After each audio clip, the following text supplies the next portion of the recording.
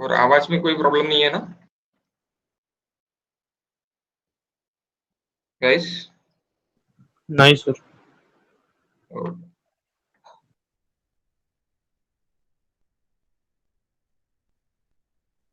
Okay. सो यहाँ पे सबसे पहले लाइन पढ़ो, पहले लाइन में क्या लिखे? फर्स्ट लाइन क्या देखे है? Fundamental definitions. Fundamental definition, refuse all material that is wasted. तो उसको क्या करते हैं अपन? रिफ्यूज करते हैं। तो रिफ्यूज में क्या होता है? Solid, liquid plus semi solid, इतना सब कुछ अपन रिफ्यूज करते हैं। ओके, इतना सब कुछ हम क्या करते हैं इस रिफ्यूज करते।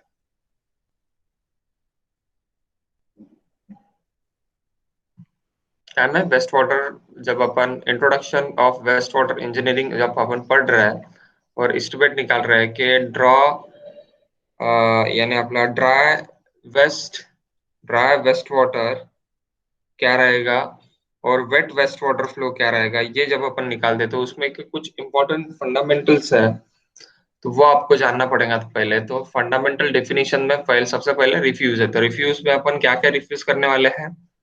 All the material that is wasted, solid, liquid, garbage.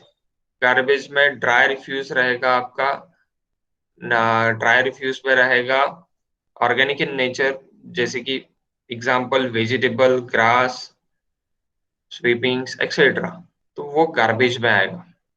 Okay, garbage. रबीश, रबीश में भी फिर से dry waste of office, residential, यानी पेपर्स वगैरह जो रहेगी वो, just like paper and rags. Okay, inorganic in nature, inorganic in nature, it's it's what's guys, यानी उसको जला सकते हैं।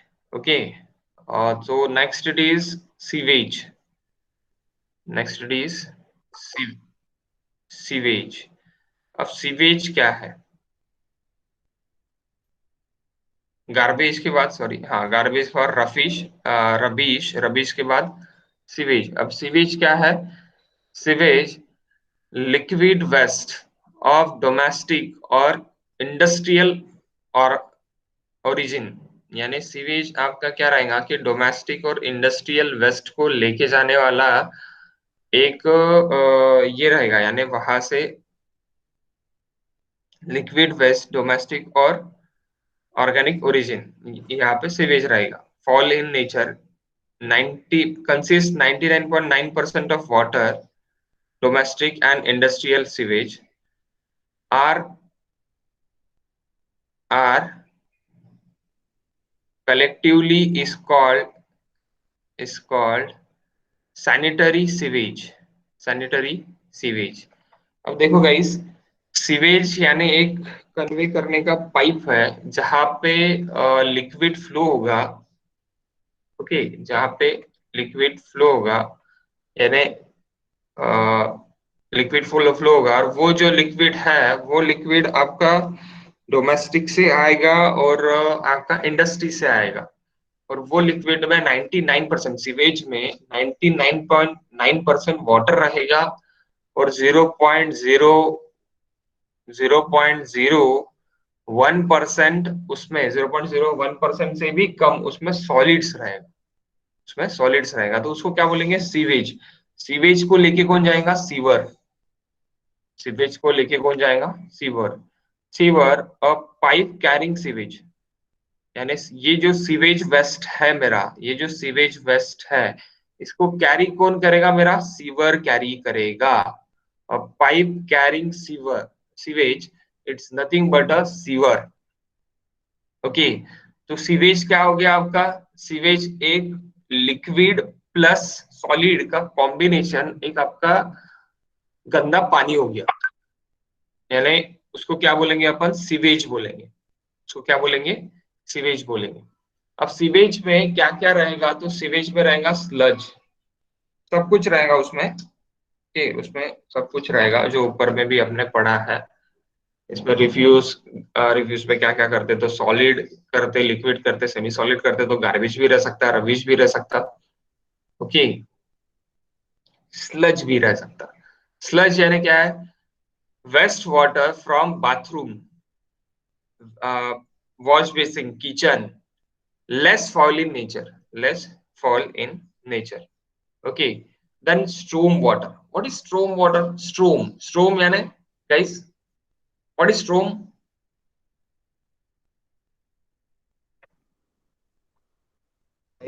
स्ट्रोम, ऊपर से आने वाला पानी। ऊपर से आने वाला पानी यानी rain water. It's nothing but rain water. Rain water जो भी बिल्डिंग से, जो भी रोड से बाजू में आ रहा, तो उसकी गंदगी भी उसके साथ आ रही, तो दैट इज स्ट्रोम वाटर। तो स्ट्रोम वाटर भी कन्वे करेगा। तो और other other catchment water, it's generally storm water और स्ट्रोम ड्रेनेज और ड्रेनेज। ओके, स्ट्रोम वाटर और ड्रेनेज वाटर। अब dry water flow, dry water flow, DWF, या फिर dry weather flow, dry weather flow, wet weather flow and dry weather flow, guys, that is wet weather flow and dry weather flow. Okay, wet weather flow and dry weather flow. तो wet weather flow और dry weather flow में क्या difference है, अभी यहाँ पे देखेंगे अपन। Dry weather flow, that is normal flow available in any season, यानी normal flow available in any season, सभी सीजन में वेट वेदर फ्लो मेरा, ड्राई वेदर फ्लो मेरा रहेगा। वो क्या रहेगा? It is due to sanitary sewage. Dry weather flow is generally 1/20th to 1/25th of maximum flow during monsoon, यानी maximum flow during monsoon. Monsoon में जो भी फ्लो रहेगा आपके सीवेज और सीवर में, जो भी आपका कन्वे कर रहा, क्या कन्वे कर रहा आपका, ये कन्वे कर रहा आपका, आपका सीवेज कन्वे कर रहा है, स्ट्रोम वाटर कन्वे कर रहा, और आपका ये भी कन्वे कर रहा, क्या कन्वे कर रहा आपका, सीवेज भी कन्वे कर रहा। ओके, तो वो दोनों के लिए जो भी एक कैपेसिटी रहेंगी, तो ड्राई वेदर फ्लो जो रहेगा मेरा, वो ड्राई वेदर फ्लो मेरा 120 to 125 of maximum flow during monsoon इसके रहेगा। Okay, now sewer, it is a pipe convey of sewage, ये तो मैंने अभी थोड़ी देर पहले बताया। Sewerage, it is the process of collection and convening of sewage. Sewerage, sewerage को क्या बोलेंगे? प्रोसेस है ये। सीवरेज क्या है guys? It is one of the process, one of the process to convey sewage and to convey of sewage। Okay, convey करने के लिए सीवेज के लिए ये प्रोसेस है। Okay, next, system of sewerage, यानी अभी किस तरह की प्रोसेस रहेंगी, उसका सिस्टम्स क्या रहेगा, वो अपन यहाँ पे देख रहे हैं। सेपरेट सिस्टम, अब सेपरेट सिस्टम यानी dry weather flow and wet weather flow अलग अलग जाएगा। Sanitary sewage and storm water collected, conveyed and disposed of separately, यानी दो सीवेज रहेंगे, एक रहेगा आपके, यानी दो सीवर पाइप रहेंगे, एक रहेगा आपके सीवेज कन्वे करने के लिए, और एक रहेगा आपका वेट वेदर फ्लो कन्वे करने के लिए, यानी जो भी स्ट्रोम वाटर आ रहा वो स्ट्रोम वाटर कन्वे करने के लिए, स्ट्रोम वाटर आ रहा स्ट्रोम वाटर को कन्वे करने के लिए एक रहेगा। ओके, तो वो उसको क्या बोलेंगे? सेपरेट सिस्टम बोलेंगे। क्या बोलेंगे? Separate system. ओके, यानी दो पाइप, दो पाइप यानी दो सीवर, एक सीवर जो सीवेज कन्वे कर रहा, एक सीवर जो स्ट्रोम वाटर कन्वे कर रहा है, यानी वेट वेदर फ्लो कन्वे कर रहा। Okay, okay, suitability, in area of uneven rainfall in year, यानी अनइवन रेनफॉल है, रेनफॉल कभी भी ज्यादा हो सकता, कभी भी कम हो सकता। Kerala, it's nothing but a Kerala, it's nothing but again Jammu and Kashmir, okay, hilly areas, hilly or steppy areas, where the deep excavation cannot be easily done, जहाँ पे deep excavation easily done नहीं होगा वहां पे combined system. Next, combined system में क्या होगा, both sanitary sewage and storm water, जो भी रेन वाटर है वो भी, एंड जो मेरा ये रहेगा सैनिटरी सीवेज रहेगा, जो भी मेरा घर से निकल रहा और इंडस्ट्री से निकल रहा, वो दोनों मेरे कन्वे होंगे एक ही सिस्टम से। Okay, drainage are collected into a same conduit, यानी सेम कंड्यूट यानी एक ही पाइप से कन्वे होंगे, एक ही कंड्यूट से कन्वे होंगे। Suitability, where where rainfall is evenly distributed evenly distributed throughout the year, यानी evenly distributed throughout the year, evenly distributed throughout the year यानी एक ईयर में पूरा थ्रू आउटली जा रहा है, तो आप क्या बोलेंगे कि उसको हम बोलेंगे कि कंबाइंड सीवर सीवर में मैं दाल डाल सकता। ओके, थ्रू आउटली ईयर में यानी उतना ही है।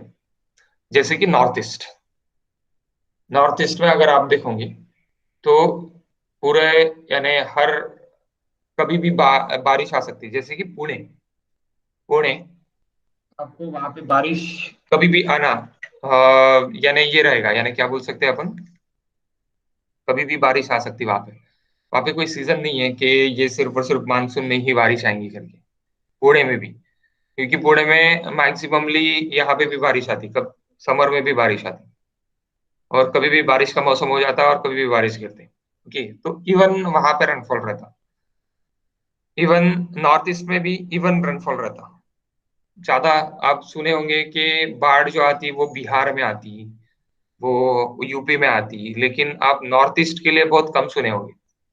नॉर्थ ईस्ट यानी आप अरुणाचल प्रदेश में बाढ़ आ गई आपने बहुत कम सुना होगा। आती वहां पे भी बाढ़, ऐसी नहीं है कि नहीं आती, ओके, लेकिन कम आती।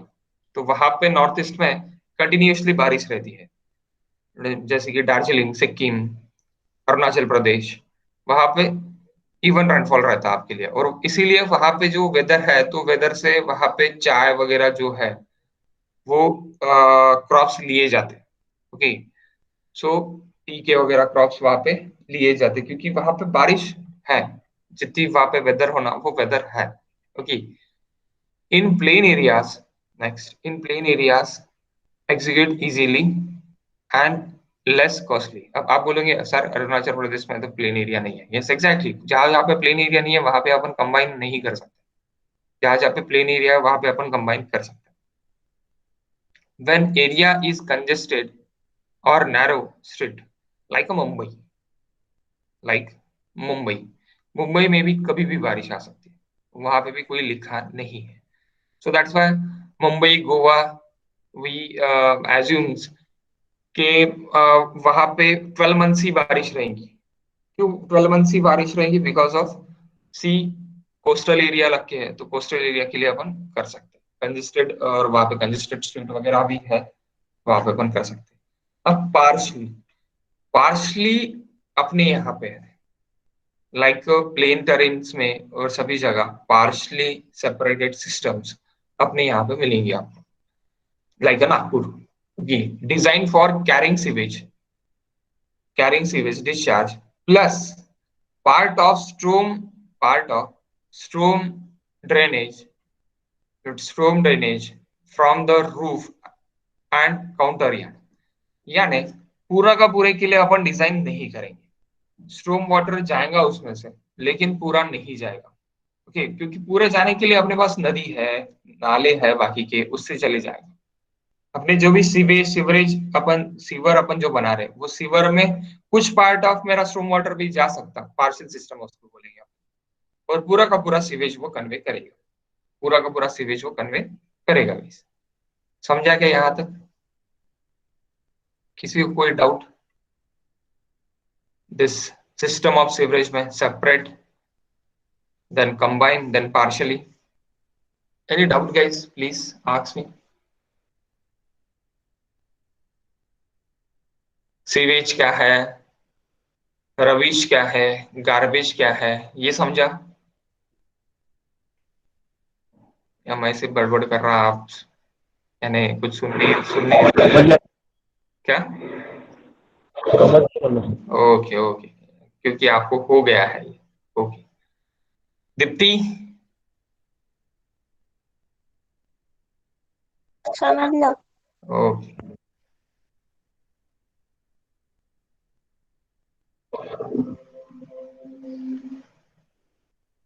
देखो फिर क्लासिफिकेशन ऑफ सीवर। अब सीवर्स यानी जो भी सीवर लाइन है अपनी, सीवर यानी क्या है? Sewer it is a pipe carrying sewage, यानी सीवेज को जो कैरी करने वाला पाइप है उसको क्या बोलेंगे? सीवर बोलेंगे। ओके। तो हाउस सीवर रहेगा, लैटरल सीवर रहेगा, ट्रंक और मेन सीवर रहेगा, और आउटफॉल सीवर रहेगा। अब आपको ये बताने की जरूरत है ही नहीं कि हाउस सीवर क्या रहेगा। लैटरल सीवर क्या रहेगा ये भी बताने की जरूरत नहीं है, ट्रंक मेन सीवर क्या रहेगा ये भी बताने की जरूरत नहीं है, आउटफॉल सीवर रहेगा ये भी बताने की जरूरत नहीं है, क्योंकि ये आप बड़े बराबर ही आपको समझ जाए। हाउस सीवर यानी हाउस से जो भी मेरा सीवेज निकालेगा वो, बाद में हाउस आपका कनेक्टेड होगा लैटरल सीवर को, यानी आपके घर के सामने वाली गली को, घर के सामने वाली गली यानी जो लैटरल नाली रहती उस नाली को वो कनेक्ट होगा। ओके। देन नेक्स्ट, जो नाली रहेगी वो नाली या फिर underground sewer, underground sewer pipe आपका मेन इसको कनेक्ट होगा, यानी मेन रोड के जो भी सीवर है उसको कनेक्ट होगा, और मेन रोड का सीवर आपका टोटली ट्रांसपोर्ट करेगा। कहाँ तक ट्रांसपोर्ट करेगा? ट्रीटमेंट पॉइंट तक ट्रांसपोर्ट करेगा। कहाँ तक? ट्रीटमेंट पॉइंट, जहाँ पे ट्रीटमेंट पॉइंट अपना है सीवेज ट्रीटमेंट पॉइंट, यानी sewage treatment plant, sewage treatment plant तक वो क्या करेगा? कन्वे करेगा आउटफॉल सीवर। ओके। काय के लिए? डिस्पोजल पॉइंट तक। Okay, disposal point.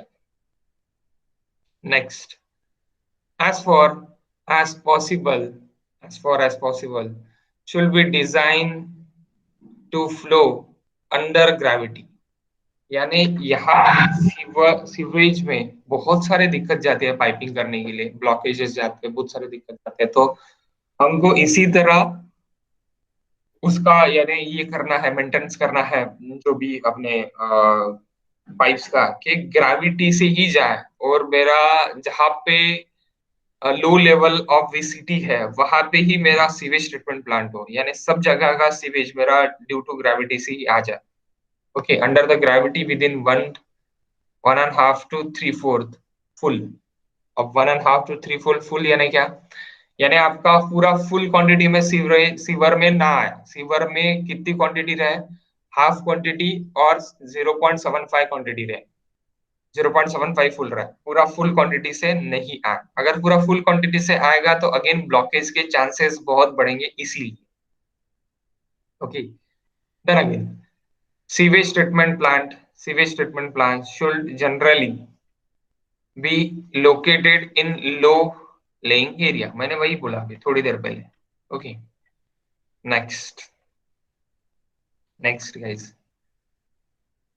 This is estimation of dry weather flow, estimation of dry weather flow. So quantity of sewage should be equal to the quantity of water supply, but certain certain additions, the subtraction may be take place generally, subtraction may be takes place generally. The net quantity of sewage, net quantity of sewage, 75 to 80% of the water supply, यानी 75 to 80% of the water supply. अब आप क्या बोलोगे कि water supply जितना भी किया उसका 75% टू 80% ये आपका क्या रहेगा? ये आपका वेस्ट होगा, यानी आप कंज्यूम कितना कर रहे हैं गाइस? जो भी आप वाटर सप्लाई कर रहे हो उसका कंजम्पशन सिर्फ और सिर्फ आपका कितना हो रहा? 20% आप टोटली कंज्यूम कर रहे हैं, बाद में 80% टू 75% आप वेस्ट कर रहे हैं, जो वेस्ट में जा रहा। तो आपको देखे रहेगा क्वांटिटी, कौन सी देखी रहेंगी आपको? क्वांटिटी देखी रहेंगी आपको सप्लाई की, यानी जो भी सप्लाई है, वाटर सप्लाई है, उसकी क्वांटिटी देखे रहेंगी। तो वाटर सप्लाई की क्वांटिटी का 70%, 75% टू 80% आपका क्या रहेगा? वेस्ट वाटर रहेगा। ओके, वेस्ट वाटर रहेगा, यानी क्या रहेगा? नेट क्वांटिटी ऑफ सीवेज रहेगा। It's it is also known as dry weather flow. इसको ही क्या बोलेंगे अपन? ड्राई वेदर फ्लो बोलेंगे। जो भी आप सप्लाई का 75% to 80% is nothing but a dry weather flow रहेगा। Okay, dry weather flow is equals to population into per capita demand into factor. That factor is equals to this 0.75 to 0.8. This is the question, एकदम easy और एकदम directly. Find the dry weather flow, यानी sewage flow produce by community population. Population कितना है guys? कितने zero है? गिनो पहले। 3 और 3 6, यानी 1 मिलियन। 1 मिलियन पॉपुलेशन यानी 10 लाख पॉपुलेशन। 3 0 नहीं, 1 मिनट, आके दो, हाँ sir. 5 0। Okay, 1 lakh population. 1 lakh population है गाइस, तो 1 लाख पॉपुलेशन, उसके लिए सप्लाई कितना देखिए? पर कैपिटा डिमांड आपका 200 लीटर पर एलपीसीडी देखिए, litre per capita per day. और फैक्टर कितना कितना देखिए? 80% देखे हैं, तो यानी 0.8। तो 1 लाख इंटू 2000 इंटू 0.8, आपका क्या हो जाएगा? इतना आपका litre per capita per day में निकल जाएगा। इसको इन्होंने क्या में कर दिया? मीटर क्यूब, यानी मीटर क्यूब पर सेकंड में कर दिया कन्वर्ट। मीटर क्यूब पर सेकंड में आप भी कन्वर्ट कर सकते हैं। तो ये आपका क्या हो गया? Dry weather flow. Okay, dry weather flow आपका ये हो गया। देन वेरिएशन ऑफ सीवेज, ये समझा ना? इसमें कोई दिक्कत तो नहीं है आपको? Any doubt guys? Please ask me.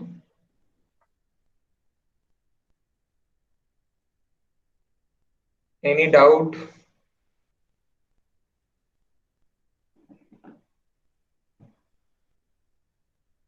Okay, no doubt. No sir. क्या? Okay okay, no. Maximum daily flow, it is equals to 2 times of average daily flow.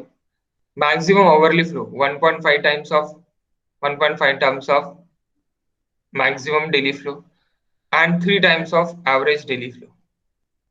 So that is variation of sewage. अब यहाँ पे इसकी जगह अगर अपन supply का बोलेंगे तो दैट इज 1.8 है।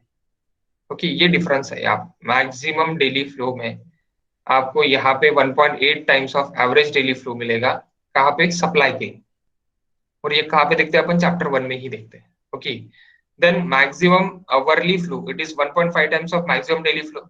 ये तो सही है, सेम है। और 3 times of average daily flow की जगह क्या है guys?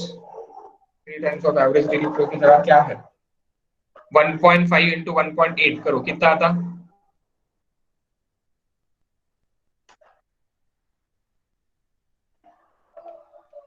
2.7। 2.7 times of average daily flow है। क्या के लिए? वाटर सप्लाई के लिए मैं बोल रहा हूँ, वाटर सप्लाई के लिए। ओके, वाटर सप्लाई यानी जो भी आप वाटर सप्लाई करने वाले हो, ट्रीटेड वाटर सप्लाई कम्युनिटी को, उसके लिए 1.8 times of average daily flow है। 1.5 times of maximum daily flow for maximum overly flow के लिए, and 3 times of average daily flow. ये जो उसकी जगह 3 टाइम्स की जगह 2.7 times of average daily flow. Okay, तो ये दोनों में कंफ्यूज मत होना। यहाँ पे कंफ्यूजन होके यहाँ पे अपन अपने मार्क्स खो देते हैं, ये होना नहीं है अपने को। Okay, maximum daily flow, it is equals to 2 times of average daily flow. Maximum hourly flow is equals to 1.5 times of maximum daily flow and 3 times of average daily flow. Peak flow for lateral sewer much greater are much greater than that of large trunk sewer. Becomes more flow time of trunk sewer compared to lateral, obviously. Okay, sewer are designed for carrying maximum hourly flow, maximum hourly flow के लिए design होता है, maximum hourly flow के लिए।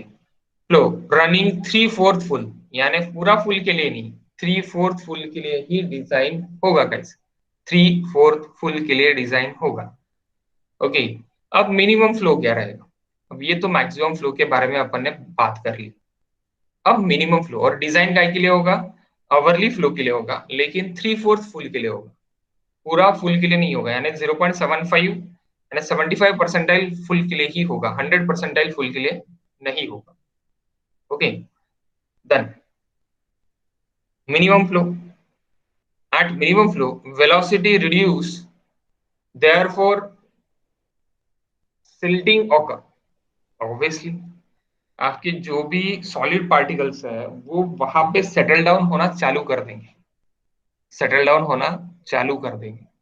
और उसमें से जो भी सॉलिड पार्टिकल्स रहेंगे that are the silt particles, तो वो सिल्ड पार्टिकल्स क्या होंगे? सेटल डाउन होके सिल्टिंग ऑकर हो, अगर वेलोसिटी बहुत ज्यादा लो रही तो। इसीलिए यहाँ पे क्रिटिकल वेलोसिटी यानी मिनिमम वेलोसिटी दी जाती है। Okay, slope at which sewer is to be laid, slope at which sewer is to be laid is decided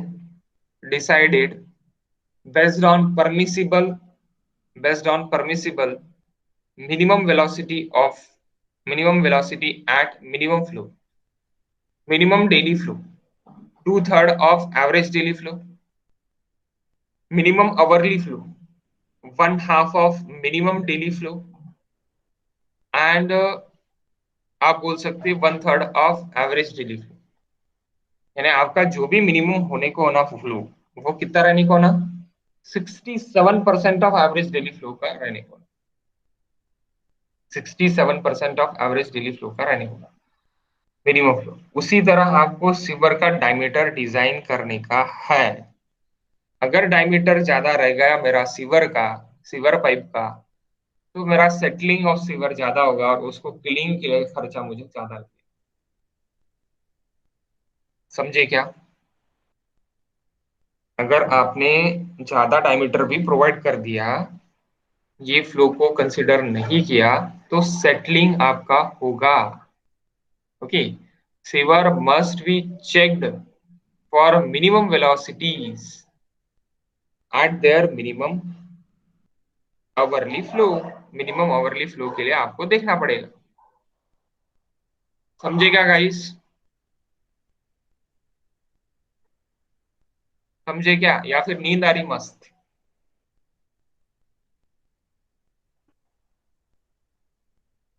hello, समझे आप या नींद आ रही है आपको मस्त? Okay, next. अब अपन जल्दी जल्दी खत्म पे ही इस पे आ रहे, ज्यादा टाइम नहीं लग रहा अपने को, खत्म हो गया पहला चैप्टर, पहला चैप्टर अपन खत्म करने पे ही आ रहे। ओके, सो बोर्ड पे मैं लेके आऊंगा तुमको 2 मिनट में। Okay, branches, branches main and trunk sewer, generally it is for 30, यानी इसकी डिजाइन लाइफ कितनी है? 30। ट्रीटमेंट यूनिट 15 से 20 ईयर के लिए आपको करना पड़ेगा, और पंपिंग 5 से 10 ईयर के लिए। तो ये याद रखना है आपको कि डिजाइन पीरियड आपका कितना कितना है। तो ब्रांचेस के लिए आपका, ब्रांचेस मेन और ट्रंक सीवर के लिए आपका 30 ईयर्स होने को ना, है ना, 30 ईयर्स तक की आपको उसपे क्या वेलोसिटीज रहेंगी, क्या कैपेसिटी रहेंगी, ये सब कुछ आपको 30 ईयर तक आपको उसको डिसाइड करके रखना पड़ेगा। ट्रीटमेंट यूनिट आपका 15 से 20 ईयर के लिए रहेगा। और आपका ये जो है पंपिंग प्लांट है, वो आपका 5 to 10 ईयर के लिए रहेगा, 5 to 10 ईयर्स के लिए रहेगा। नाउ वेट वेदर फ्लो यानी स्ट्रॉन्ग फ्लो को अपन किस तरह अभी निकालेंगे, उसके लिए फॉर्मूला है all India radio divide by 360। कहाँ पे पढ़ा है इस formula?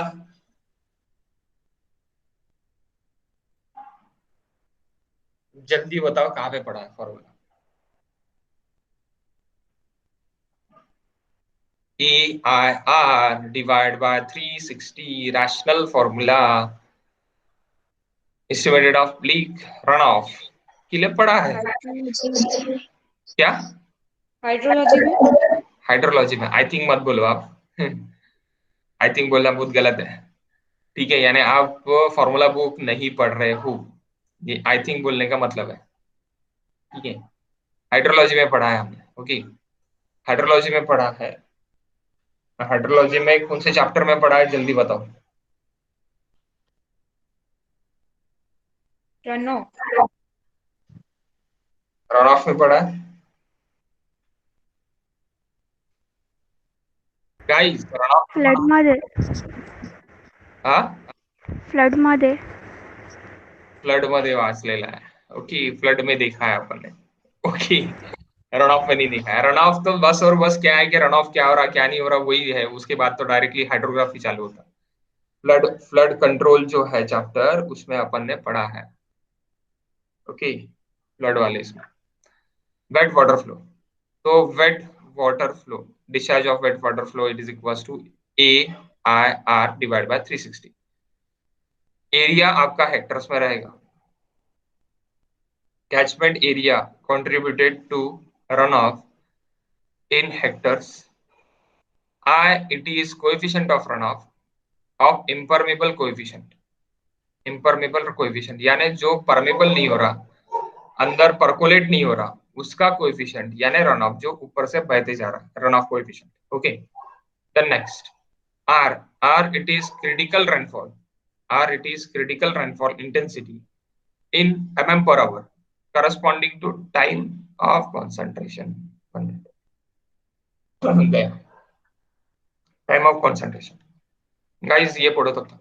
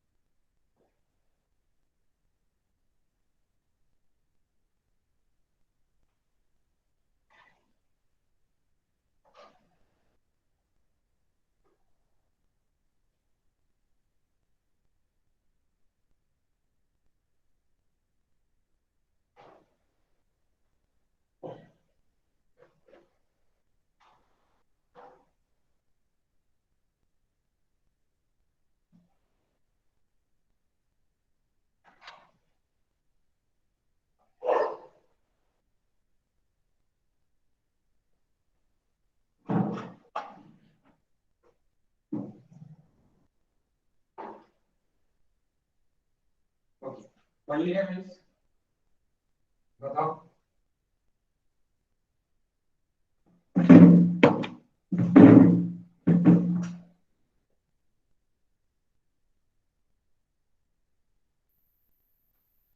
The period after which entire area start contribution of runoff is called time of concentration.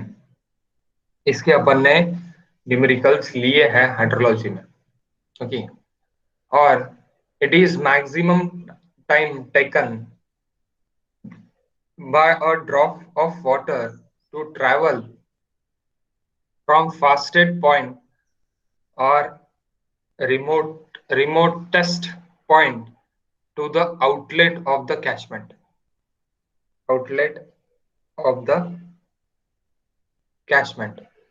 तो जो फारदेस्ट पॉइंट है वहां से लेके जो भी और रिमोटेड पॉइंट है वहां से लेके आउटलेट ऑफ द कैचमेंट तक जो भी मेरा ये रहेगा उसको भी अपन क्या बोलेंगे, टाइम ऑफ कॉन्सेंट्रेशन बोलेंगे।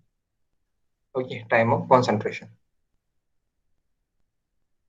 The maximum run of will be obtained from the run having a duration equal to the time of concentration, equal to the time of concentration, and this is called critical rainfall duration. इसको क्या बोलेंगे अपन, critical रनफॉल duration बोलेंगे, यानी maximum run of जहां पे मिलेगा आपको, it will be obtain from rain.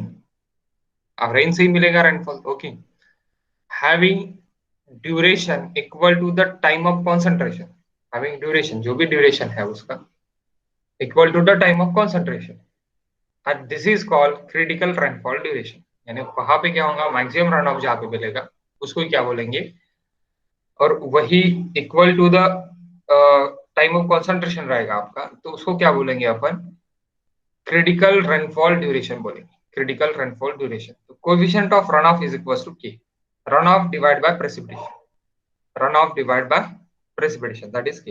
यानी कितना रन ऑफ हुआ और प्रेसिपिटेशन कितना हुआ।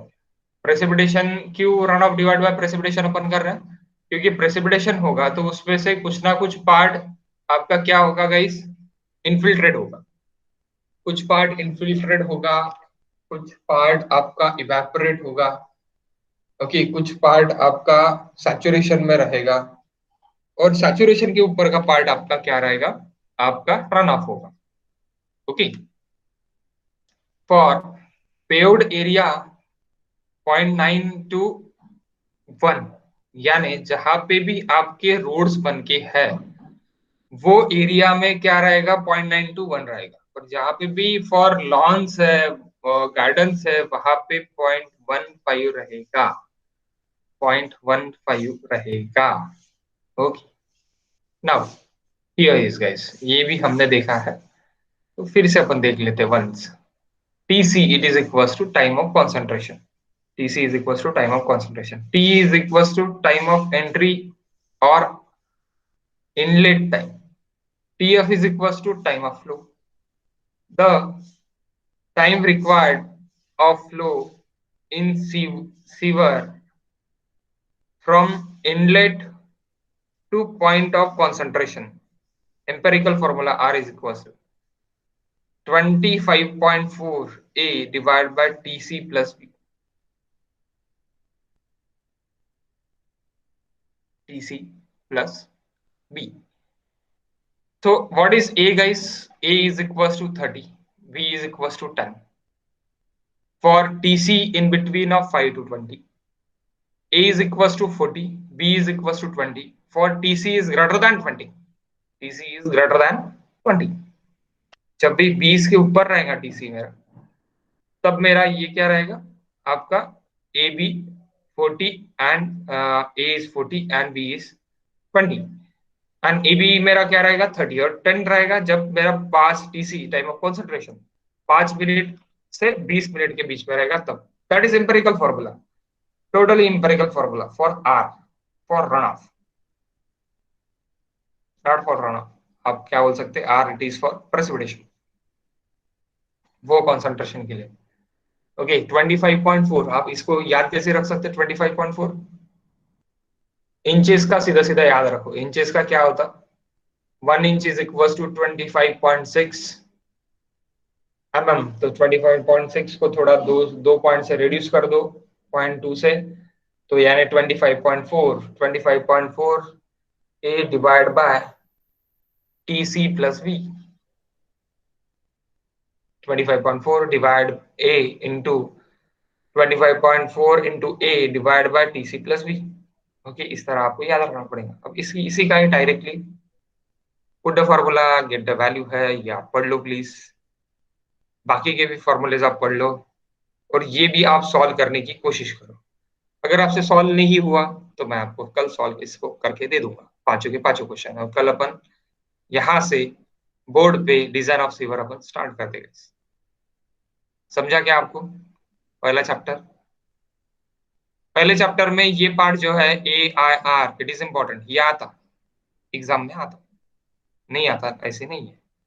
सो आप ये अच्छे से पढ़ो, ये क्वेश्चन भी अच्छे से पढ़ो, क्वेश्चन समझ लो, अगर नहीं समझा तो मुझे पूछो। और ये नीचे के भी क्वेश्चन है, पांचों क्वेश्चन ये भी पढ़ो।